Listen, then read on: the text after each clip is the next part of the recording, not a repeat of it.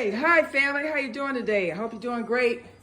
I'm doing fine. I just finished making some handcrafted soap. Probably should have went through the whole process with you, but anyways, this is a long story. But anyways, yeah. So it's all finished. I used the essential oil, bergamot and emerald green. It's gonna be some money soap. As you can see, I have turned out that color green. But when my camera system gets situated, with no excuses, but I'll just tell you how I made it. That'll just be just as easy, right? First of all, you're gonna have to have all your equipment together. And that would be, cardboard. You see that cardboard I have over there? Yeah, cardboard, that's to keep, if you have spills, like I had a spill today, because I left the stick blender in the container and it kind of tipped over because I wasn't paying attention. And you need heat resistant bowls for measuring and lye. That would be something like a big pitcher you can get from the dollar store. See, like from the dollar store. And then, oh, my gloves. Oh, shoot, the gloves. See it? Oh, God. Anyways, yeah. These are the gloves that you might need. You know, the plastic gloves you get at the store. And you need also heat-resistant pitcher, which I showed you. That's what you're going to mix your lye in. And then measuring cups and cups and spoons. See over there, I got the measuring cups and spoons over here. Measuring cups, spoons. Where are my spoons at? What do I do with the spoon? Well, I don't know what I do with spoon. But yeah, it's around here somewhere. Measuring cups and spoons. Make sure you have everything out, just like you're going to bake a cake or something. And then you're going to have your rubber gloves, which I showed you. Safety goggles, which I have right here.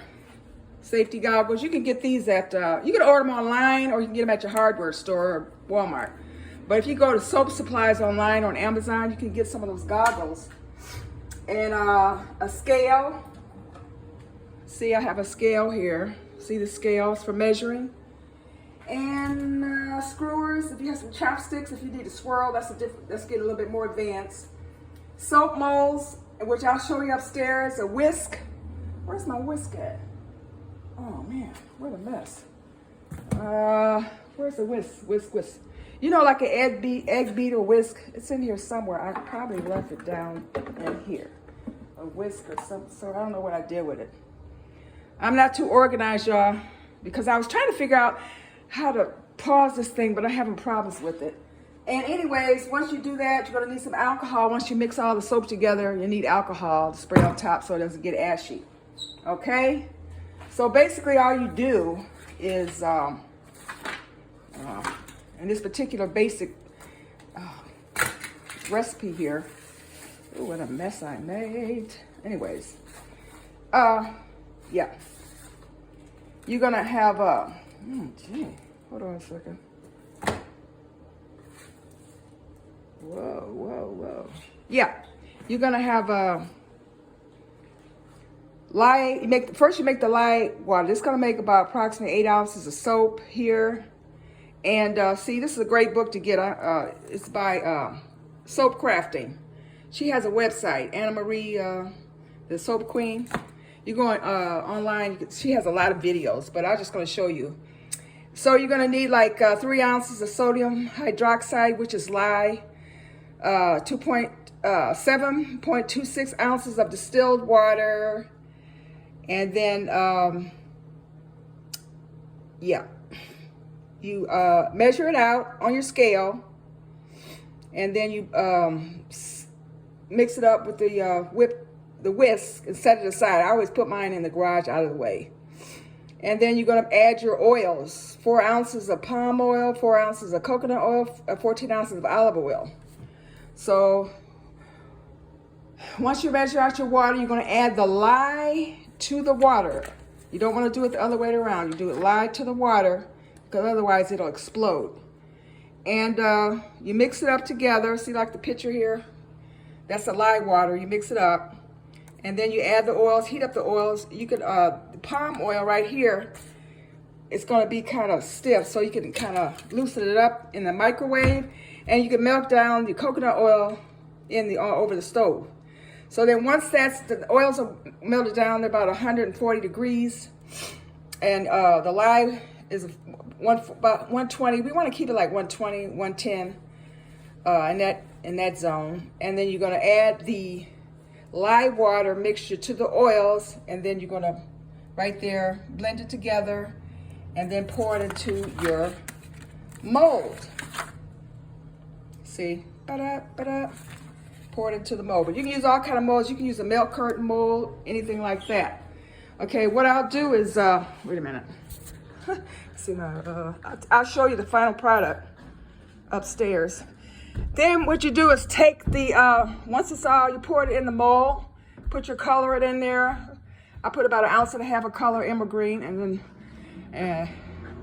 a tablespoon of, no, two and a half tablespoons of,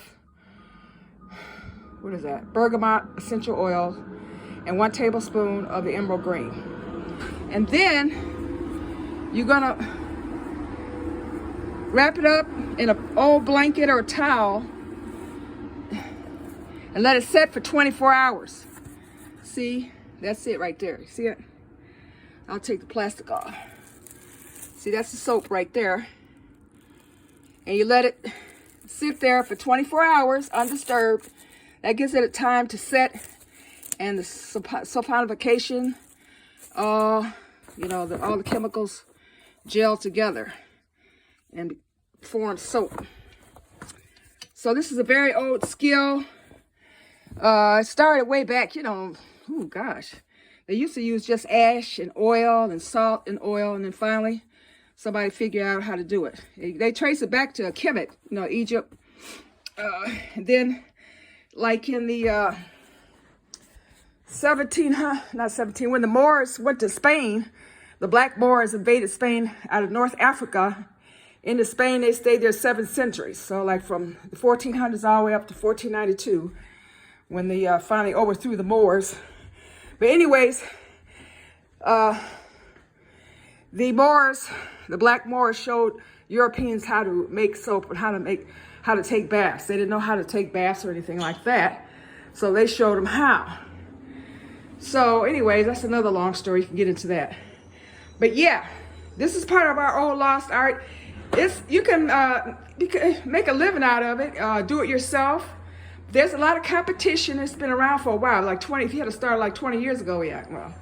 Anyways, there's a lot of competition. You still can make money. It just depends on how you brand it, how you market it, through social media and social marketing and whatnot, social media marketing. But you still can make money from it. So that's a business idea if you want to try it. I like making soap. I got so much going on here. That's one of my, anyways.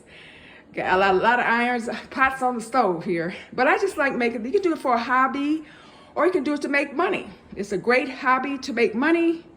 People, you know, you could go to, like back in the day, I used to go to like festivals and stuff like that. It's a good way to socialize, sell yourself, sell your product, meet friends, network. But now that we have this, what do you call it, Rona going on, it's a different situation. So you do a lot of things online now.